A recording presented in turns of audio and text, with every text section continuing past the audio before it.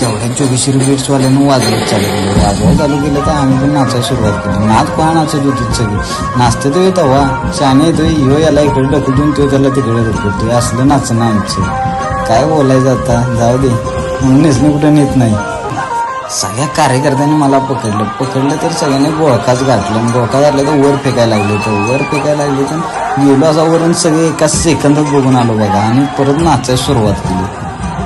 आम्हाला जायचं होतं कमानीच्या आतमध्ये. कमानीच्या आत जायला गर्दी ढिगो म्हणून आम्ही मागल्या रस्त्याने कमानीच्या आतमध्ये गेलो. तेवढ्याच कमानीजवळ बाप्पाचं आगमनच झालं. बाप्पाचं गेटच्या आतमध्ये आगमन झालं. जय जवानवाल्यांनी 9 थर लावून बाप्पाला सलामी दिली. ते पण बिना सेफ्टीचं. सोप्पं आहे का? आम्ही पण बाप्पाचं जवळून दर्शन घेतलं आणि मूर्ती बघितली. मूर्ती तर नादच पळते.